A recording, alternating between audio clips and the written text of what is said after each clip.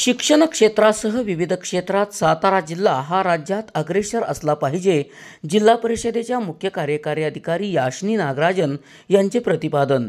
स्वर्गीय यशवंतराव चव्हाण विद्यार्थी व्यक्तिमत्व विकास स्पर्धा पारितोषिक वितरण समारंभ अपूर्व उत्साहात संपन्न। जिल्हा परिषद सातारा व पंचायत समिती कराड यांच्या संयुक्त विद्यमाने स्वर्गीय यशवंतराव चव्हाण जयंतीचे औचित्य साधून स्वर्गीय यशवंतराव चव्हाण विद्यार्थी व्यक्तिमत्व विकास स्पर्धेचा पारितोषिक वितरण समारंभ कराड येथील टाउन हॉलमध्ये अपूर्व उत्साहात संपन्न झाला। यावेळी याशनी नागराजन बोलत होत्या।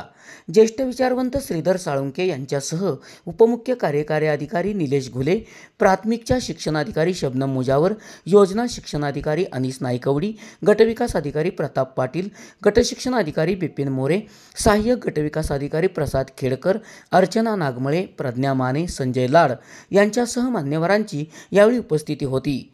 प्रारंभी मान्यवरांच्या हस्ते दीपप्रज्वलन व स्वर्गीय यशवंतराव चव्हाण यांच्या प्रतिमेचे पूजन करून त्यांना अभिवादन करण्यात आले।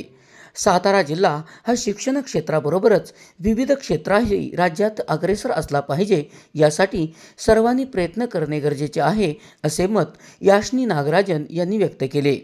प्रमुख वक्ते श्रीधर साळुंके यांनी स्वर्गीय यशवंतराव चव्हाण यांच्या कार्यकर्तृत्वाशी निगडीत सविस्तर मार्गदर्शन केले। यावेळी स्वर्गीय यशवंतराव चव्हाण विद्यार्थी व्यक्तिमत्व विकास स्पर्धेत विविध स्पर्धांमध्ये यशस्वी ठरलेल्या जिल्ह्यातील विविध शाळांचा मान्यवरांच्या हस्ते सन्मान चिन्ह व प्रमाणपत्र देऊन गौरव करण्यात आला। कार्यक्रमाचे प्रास्ताविक शबनम मुजावर यांनी केले।